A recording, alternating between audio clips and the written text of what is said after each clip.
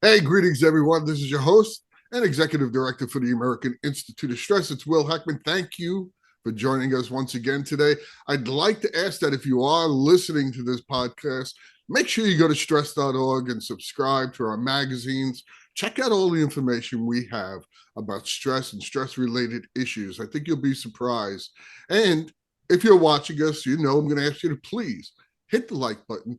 Make sure you subscribe to this channel. It really helps us to grow.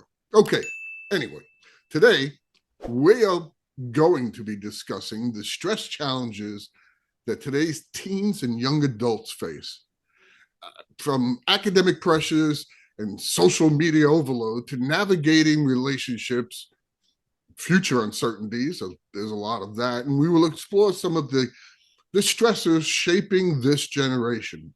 Whether you're a teen, a parent, or just curious, this is your episode to learn, maybe connect and see how we can tackle some of those stresses head on. Also, these stresses sometimes often intersect, amplifying their impact on teens' mental health and well-being. And joining us today is Dr. Donald Durham. Dr. Don is a licensed psychologist with over 40 years of experience in counseling and psychology and marriage and family therapy. He has held prominent roles, including founding clinical director at Ramada Ranch Center for Eating Disorders and clinical and training director at Gatehouse Therapeutic Health Services. Dr. Don specializes in psychological assessments, like I said, eating disorders, addictions, mental health issues, and trauma, and also integrating psychology with a Christian worldview. He is a trained cognitive processing therapy, acceptance and commitment therapy, EMDR, internal family systems, and mindfulness. And since 1995, Dr. Don has supervised counseling trainees and values teaching, training, and supervision in his practice. He's known for his compassion, his insight, and a pretty good sense of humor. He leads Durham Psychology Group in Phoenix, Arizona. Dr. Don and his lovely wife, Karen, have 3 adult children and 9, and maybe counting, grandchildren who keep them active. So please join me in welcoming Dr. Donald Durham. Don, thanks so much for joining us today. I really appreciate you taking the time to talk to me. Thank you, William. I appreciate the invitation. You know, I wanted to, it's an important subject. I'm sure you agree, having been a family counselor, and you've probably talked to many teens. And I, as a past teacher who taught young adults, I wanted to ask you some of the most common sources of their stress for teens. I hear a lot. Teens are, I think the natural state is stressed out, but what are the most common sources of stress for teens and young adults in today's world? Thank you, Will. You're right. And the way you posed the question to me originally was to talk about teens and young adults. And I thought that was very insightful because, in fact, they belong together these days. Young adulthood is really, in our culture, an extended adolescence. Mm. And that's true physiologically. Brain development does not peak until we're in our mid-20s at the earliest. So we put adult responsibility on an adolescent brain in that earliest stage of adulthood. And except that in today's society and the family support that young adult like they do an older adolescent. And so it really is almost like an extension of the support and the limited expectations that we have of adolescence. So that makes a lot of sense. And I think the next important thing to clarify is the difference between stress and anxiety, because stress is there, and I appreciated the way you introduced the topic by the most frequent stressors that face young adolescents and young adults. Stress is going to be there in our culture in many forms and shapes and sizes. But anxiety is when we don't cope with stress as successfully as would be helpful or would be nice. Um, if you think about the amount of change going on in this age of human development, the only unchanging thing is the fact that there's going to be a lot of change, right? So stress is inherent to the change process, and so you've got physiologic changes, you've got brain changes, you've got worldview changes, you've got family structure changes, you've got academic changes, all of these in the same span of 5 to 10 years. That's a lot to handle. You're, it is a lot, and it certainly has changed since, well, since you and I were young young adults. Um, for instance, one of the things that I hear so much over, and you're right, there's stress is always in our life, and sometimes that's a good thing. It makes us productive. It brings us joy. I know everyone who just heard me say that thinks I'm nuts. Stress brings you joy. Your body, when you're a 16 or a 17-year old and you lean and you're on a date and you lean in for that first kiss, you're stressed, but that's a good stress. That's a good stress. There's bad stress too when bad things happen, but your body is reacting to that stress. So you are very right on. I just want to point that out, that the stress is there. It's good. When it's unmanaged and it leads to anxiety, we got to watch out. One of the things that I've noticed, and I've heard people talking about, maybe you can weigh in on it, is the impact of the social media and other technologies have on stress levels in this age group, or at this point, has it just become so natural for them that it would be more stressful without it? I agree with your observation about the stress that is inherent. Um, if you, like you were talking about change or stress bringing joy, that's the nature of change as well. Here, this young adult's whole view of the world, of themselves, is morphing, is evolving. They're beginning to see less and less limits to potential, both themselves and opportunities and the world. And it's an exciting period of discovery. And nearly nothing is predictable anymore. So they're faced with, I can do anything I want to as an adult. I can do anything I want to as an adult. There are no clear expectations anymore, it seems Right. like. And media has amplified that. Media is a it's a mixed bag. Yeah. It comes with its own stress. It comes with its own imposed problems. For example, attention span. Our attention span now, as a race, is about the length of a soundbite. We've adopted. I mean, literally, our brain has adapted to a technological, an age of information way of operating. At the same time, it means we process information quicker. We multitask more effectively. We can keep several different thoughts or ideas out in front of us, and all of that can start in that adolescent brain. So it's a really exciting time. It's also a time in which it it seems that forces from without are shaping who I'm becoming instead of me making my own choices about who I'm becoming. Yeah, that's one of my big worries. My big worries is that we're one of the reasons that young adults and especially teens are going into the realm of anxiety is the media, like you said, is a mixed bag, some of it good, some of it bad. But the bad part is it, you tell me, is it setting unrealistic expectations? I'm 19 years old. and I'm watching some commercial of a 25-year-old pull up in a Lamborghini, and I'm going, uh, uh, you know, I'm I don't have a Lamborghini. I mean, it's just is it the unrealistic. It made the world a very small place. When you and I were teens and young adults, the world was a much bigger place. Mm-hmm, mm-hmm. Instantaneously, we see every culture, every lifestyle, everything. You know, how could that not cause stress? But I also think that you see it so often that maybe it's just noise, background noise. I don't know. I don't know if that's causing uh, stress. I guess it depends on the individual, like everything else.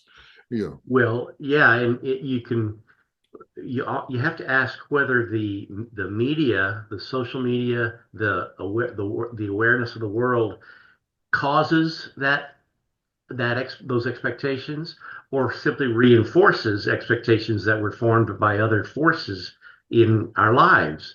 And so that if there's this, I'm getting it from home, I'm getting it from the world. I've got to have a Lamborghini in 5 years. How many, and that's a lot of pressure.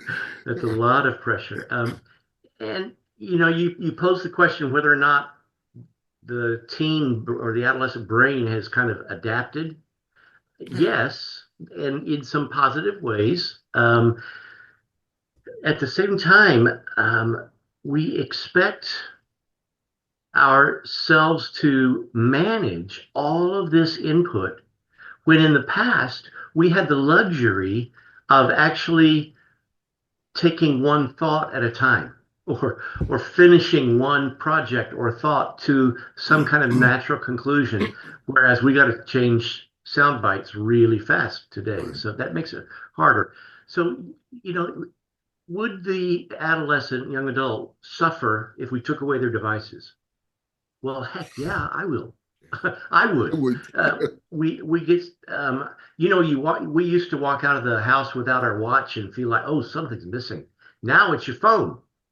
You not only wear a computer on your wrist, you carry one with you, and you don't feel like, don't leave home without it. It kind of makes you feel unsafe.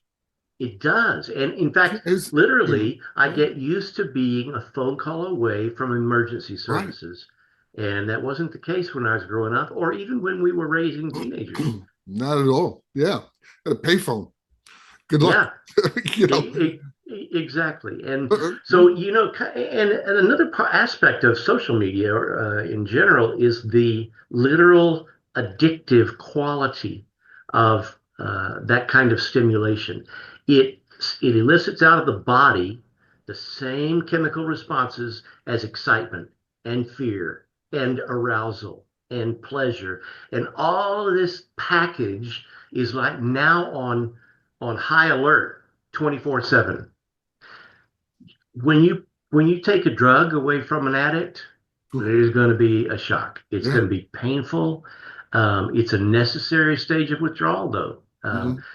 To become non-dependent on anything means becoming non-dependent, and that's going to take some work. And some people do it. I mean, some people say, I'm going on vacation, I'm shutting down. I've never tried it. I don't think I'm allowed. I don't think I'm allowed to. Uh, but one of these days, like we were talking before the show. I ride a motorcycle, and the one thing about riding a motorcycle is you're all alone in your head.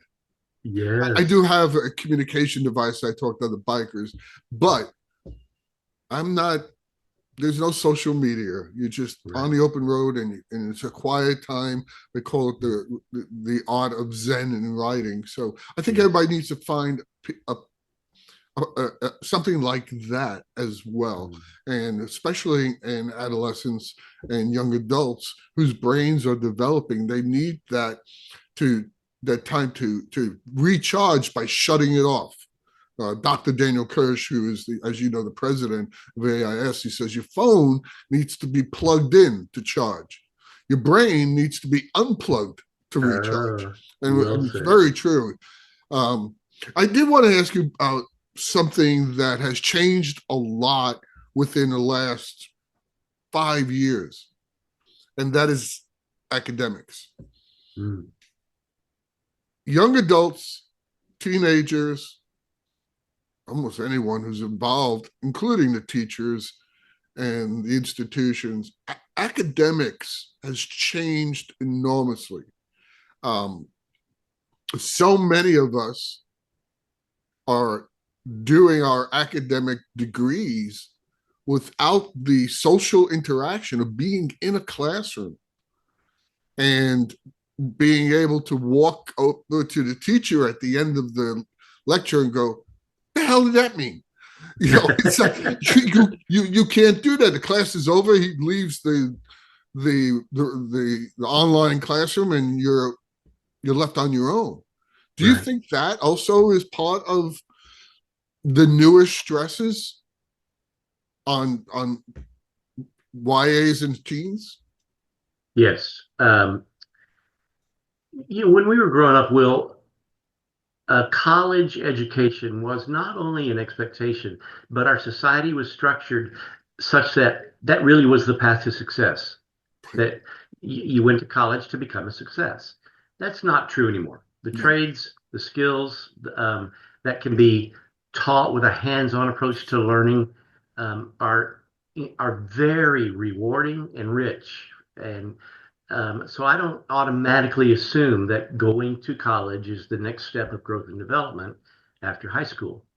At the same time, that window of opportunity that we have as a society kind of morphed into extended adolescence, as we talked about, that phase of development is essential in maturing into character. It's essential for character development.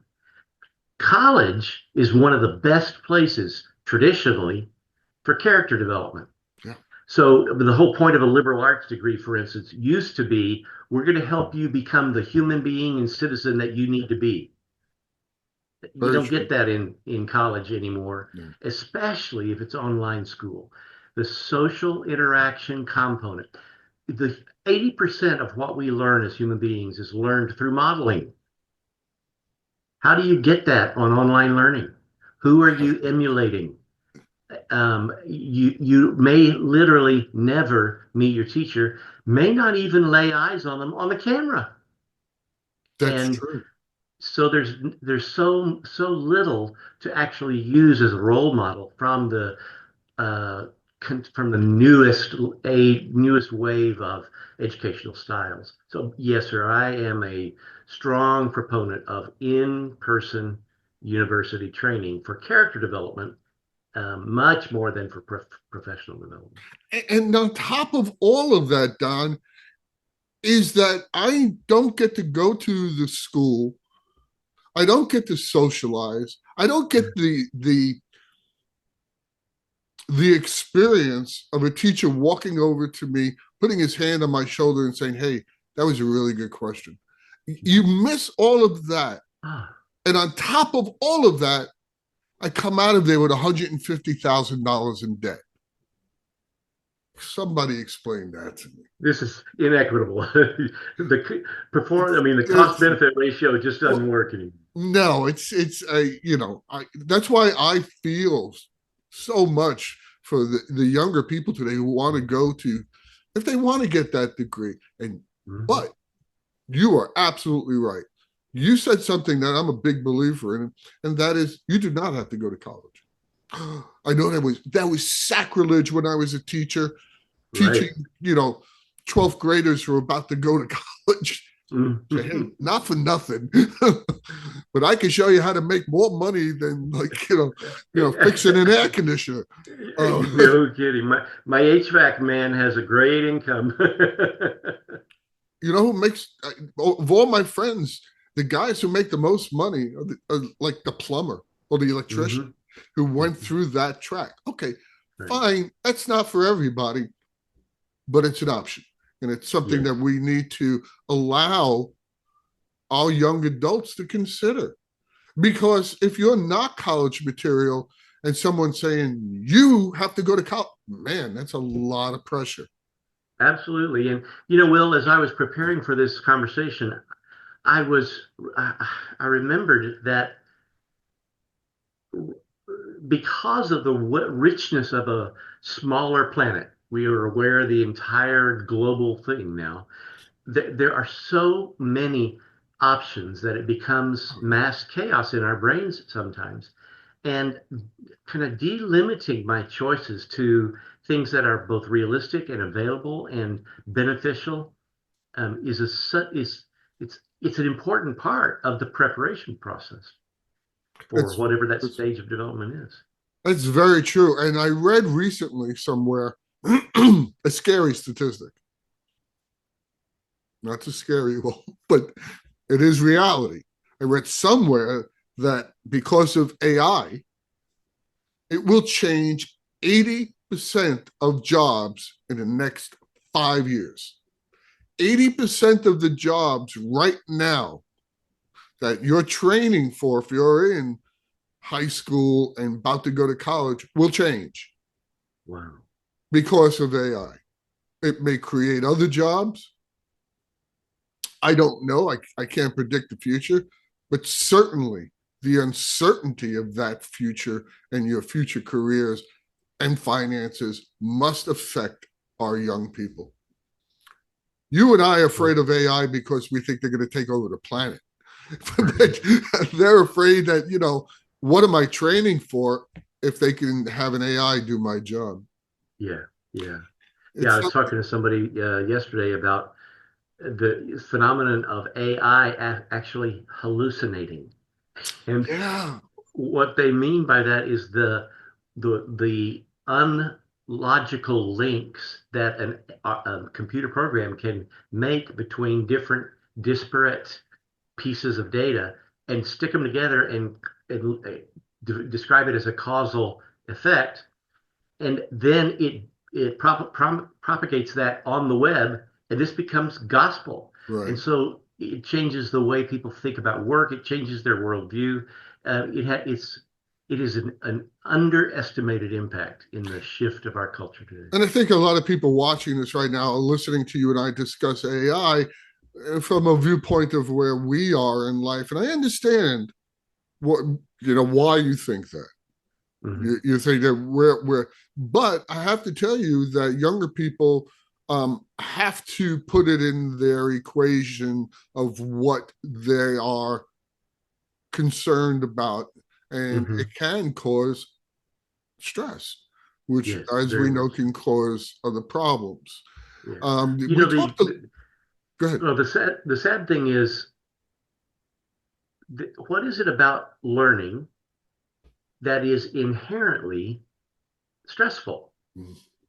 There is change. There is an accommodation and assimilation of a different way of looking at whatever it is that I'm learning, and that has um, increased physiologic responsiveness, which Mhm. is what we call stress.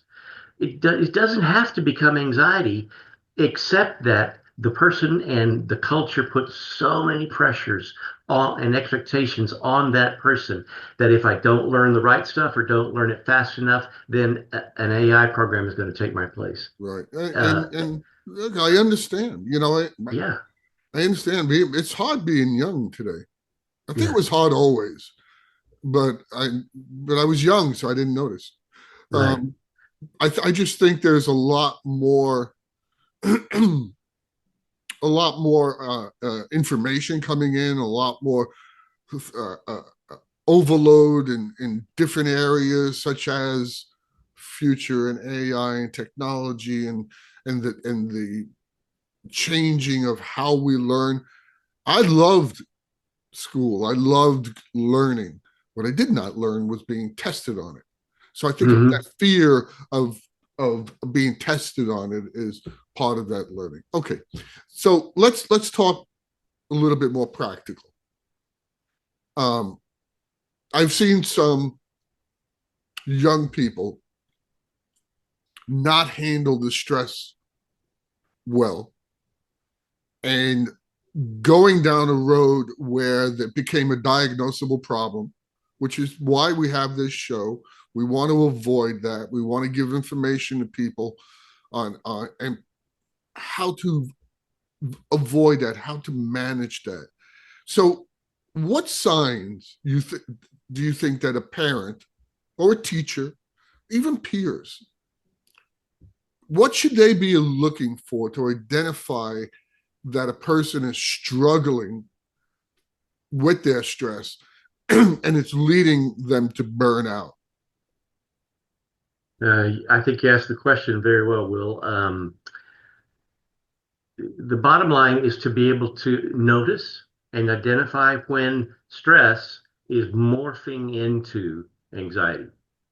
Um, so the age appropriate and the normal stage appropriate levels of stress and sources of stress, um, those need to be talked about, not ignored or denied, but they don't have to be cause for concern until you start seeing some of the symptoms of anxiety starting to emerge. Yeah. Um, Enduring and recurring worry are what need to be concerned about, whether it's about performance, like tests you were talking about, appearance, acceptance by one's peers or Mm. family or work or whatever it is. When you see enduring and recurring worry, that's the first one.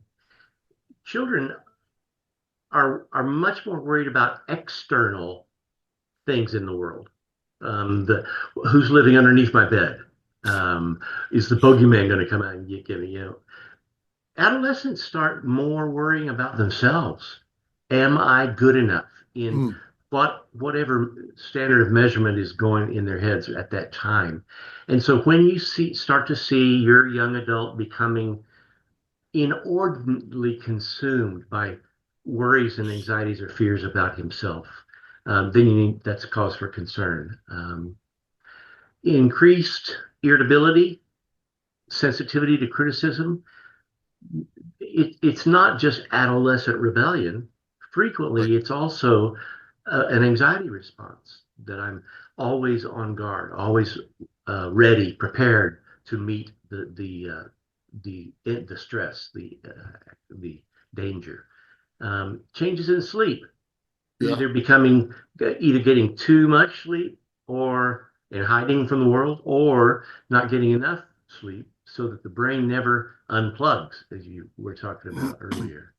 Um, More difficulty with concentration or attention because worry as it becomes, I mean, stress as it becomes worry and anxiety is real distracting. And it pulls us away from the things that matter the most. Changes in social patterns, whether it's friends or family or peer groups, either losing oneself in all these other relationships or withdrawing from. So it's the changes that you want to listen for in mood, social responsibilities, activities, uh, mental functioning. The changes are the first indicator that there may be something going on that needs to be Okay. addressed. So Don, so I see it. I got this kid. He's 20 years old and he's almost burning out. He's anxious. He doesn't even want to hang out with his friends anymore. He mentioned the other day he's not getting any sleep, which is a common problem. What do I do? Well, I mean, is there are there some effective coping strategies that I can say, hey, we need to help you do this. We need to help. What do we do to help him manage his stress? What we do and how we do it are two different questions. Okay. Um, because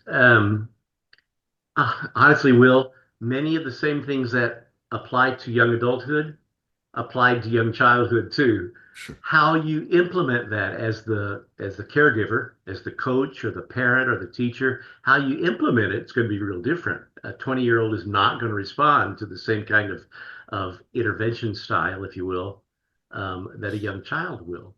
But the same principles: nutrition, sleep, physical activity, healthy mental stimulation. Remember, the brain is a muscle. The more you use it, the stronger and more flexible it becomes. So what I want to be able to encourage is this lifestyle that is becoming more and more resilient, more and more immune to worry, so that stress becomes stays just a stressor, not a worry or anxiety. Um, and again, I'll talk about learning as a social being. 80% of what we learn is by modeling. So what I see is what I learn. Same thing with these primary caregivers in the family, in the home. A person learns most from what they see, not from what they hear, Mm-hmm. which can be, that's discouraging for those of us who make a living with words. It's like, come on, you should be hanging on to my every drop of wisdom. Well, yeah, no, they're watching what you do. Yeah. They're Yeah. watching your life. That's so true, right? The And show of scary. power. It, Yeah.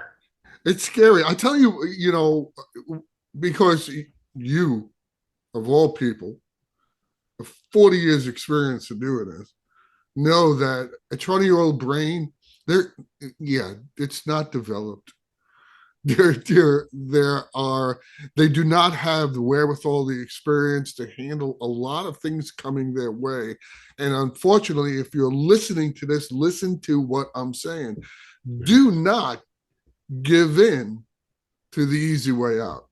Uh, Because the easy way out is somebody going to hand you a drink or a drug or something like that, and it's temporary. It's going to exasperate the problem, and you'll never get past it. The one thing you should never do is nothing. Shortcuts are rarely really a shortcut. You better believe it, and I agree with that. What about our community? We have schools, workplaces, places of worship. We create environments that are there, sports teams that are there to help reduce stress for young adults.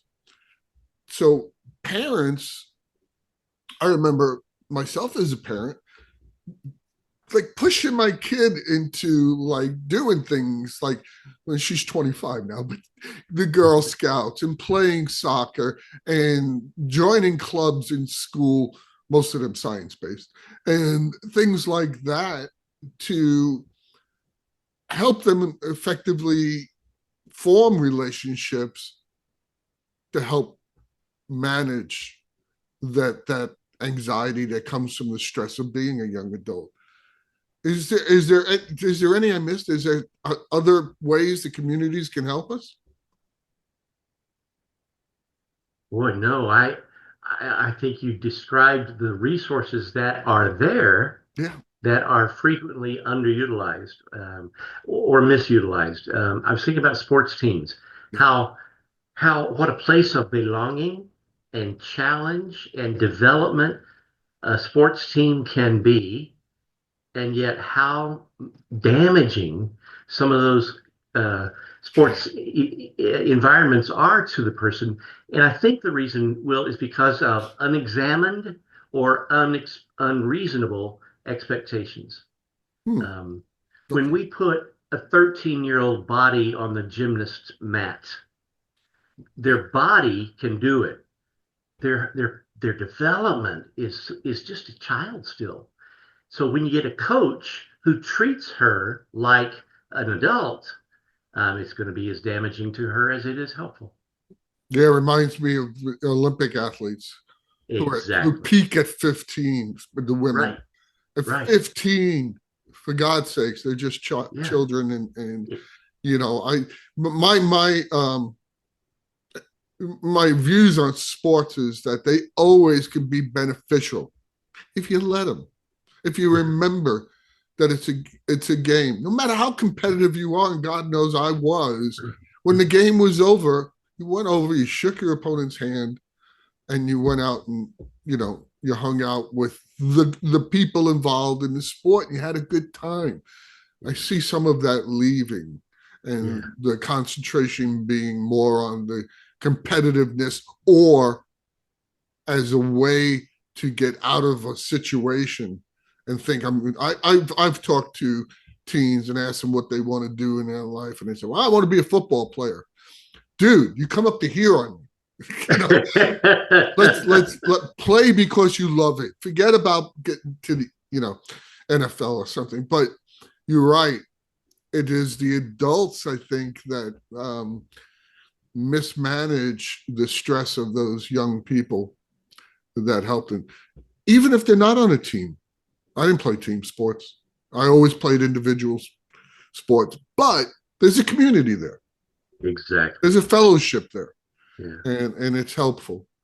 Yeah. I have a granddaughter who's a competitive swimmer. It's an Yeah, individual sport. yeah, Your measure of achievement is your personal best right. as much as it is comparison to other swimmers. And yet, the swim team in experience is the far and away the most valuable thing for her at this point of her adulthood, of her development. Okay. Well, I would love to talk about this some more, but we're running out of time. So just recap for me. Give me like a top three, top five things that if you're a parent, if you're a young adult, you should be doing to help manage your stress. Just as a recap of what, For me to help that person manage their stress, or that or person, what they should be doing.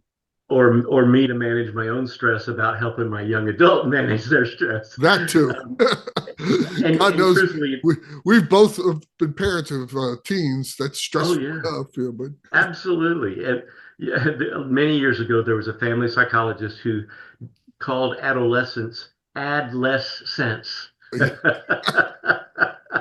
And I can understand where he's coming from with that, but that's really more about the parent than it right. is the kid. Um, the key with managing stress, period, in my opinion, is for the level of acceptance and listening to be as high as the level of expectation. Hmm. There's nothing wrong with high standards, high expectations, as long as the measure of acceptance of what is equally high. It's like balancing ambition and contentment. And if a parent can be contented with her or his own life and pass that on to the child, and at the same time encouraging exploration and development. I watched my granddaughter introduce nearly everything to her kids: academic, sports, artistic. Try it. You'll never know which one sticks. But she doesn't lay that on them as an expectation, but more as an area of exploration. So who I'm accepting is you, not what am I expecting is your performance. So expectations, acceptance, I think is the first and important place to start. Um, um, Probably the next one I would pick for young adulthood is their social context. Um, Managing a, a, a young adults developing social environment. We want to take the energy and time to embed our young adult in an environment that they will want to hang with over time. We are all becoming who we're going to be, and sometimes that's intentional, Yeah. and sometimes it's accidental. But a lot of that is about who we're hanging with. We become like our people. And so when a group becomes my people, it's impactful. Now, it's got to start again with the parents and the coaches and the teachers. You show your student that you are healthily, socially embedded, and they'll see that in you and go, I want something you got. I want some of that. And so then they're going to be more open to my coaching or my consultation about the crowd you hang with. I'm not going to give it to them as reproof or scolding or belittling. Right. I'm going to give it to them as, let's together both become the people we want to be. And part of that's by defining who we hang with. Right. You know what? It's really good advice. I'm serious. I mean, people need to hear that. I had a saying that wasn't always received well, but let your kids fail in a padded room. Yeah. You know what I mean? I mean, it's okay. It's like, when we start getting so stressed out because of what our kids are doing in their social life or their, whatever they're doing, we're stressed because they're not doing as well as we. You got to take a look in the mirror and say, hey, Yes, sir. stop living vicariously through your kid. Let them live their own life. Let them Yeah. fail in a padded Yeah. cell, Absolutely. Yeah. but I let mean, them fail. It's and Will, I mean, looking in the mirror is where everything starts. yeah. Let's do our own homework first. But boy, I like the permission. But how can you succeed if you have not yet failed? How do you I tell love the that. difference? Yeah, How do yeah, you that's how right. do you That's right. enjoy doing something? The good kind of stress, that joy. How do you get that if you Yeah, if you have nothing to compare it to? And if yeah, you're out there and you're a young adult and you're a teen, you're saying, "Well, you don't know. I'm feeling." We know, we understand. What we're trying to do is help you through it, help you through that. Keep your mental health healthy, keep those stressors more positive than negative. The human brain, it is said, has 70 to 90,000 thoughts a day. yeah. 85% of those thoughts are negative. These are neurologists talking, not me. 85% of your thoughts are negative. Imagine if you took a moment and got that down to just 50%, how much happier you'd be. You do that by managing all the things that are coming at you, all the challenges that are coming at you, how you perceive them are coming at you. Dr. Don, right there, gave us some great advice on how to manage that stress and how to help our kids and young adults manage that stress. Don, we come to the last question. I asked this of all my guests, but I want to know finally, what does Don Durham do when he's feeling stressed and he needs to go to and he needs some stress relief? He does what? Well, what I plan not to do is use more medications. Good. Whether it's alcohol or Tylenol or either Yeah. one, it's like chemicals are part of the problem. Yes, they're sometimes a part of the solution as well, but that's not the go-to. Honestly, for me, I mean, so the things I'm good at are spiritual growth and swimming. Cool. Those are my two great stressors. I used to use even more than those music, um, but it takes a structured and disciplined life to make music, and Yep. I sacrifice that on the idol of achievement and performance, and so I miss making music. I still listen to tons of music, every genre, fit my mood, classic rock or spiritual growth music or Zen waves, whatever it is that I'm hungry for right there. I love music. So I try to shift gears from my left brain to my right brain using music. I try to stay physically active with something, whether it's swimming or walking or cycling. I'm a recreational only cycler, but I love it. And spiritual growth. Spiritual growth is about meaning. In that sense, every person has spirituality. We are meaning making machines as a human being. And so we are putting meaning on my life. And that's spirituality. So put some energy into that. Do that on purpose, not accidentally. That's a great answer. I love that because you covered like a lot of different areas and you put them all together. That's your stress management plan. Yes, sir. That's You exactly right. go for a swim, go for a bike ride, sit down and be spiritual with yourself in a quiet time, or yeah, Yeah, and yeah, things just like that are learned yeah, over a lifetime of dealing with stress, tried and true. Yes, They've you're been right, sir. tested, and for everyone out there, I know it's different for everyone, but the basis of what Don just said, using part of my right brain, switching over to the left side of my brain, going back and forth, and then not using my brain at all. Wow, Yeah. perfect. Yes, sir. It really is. Balance is everything. Don, thank you so much. First of all, for being with us today, and for all you do to bring in awareness and for all the help you've brought to people.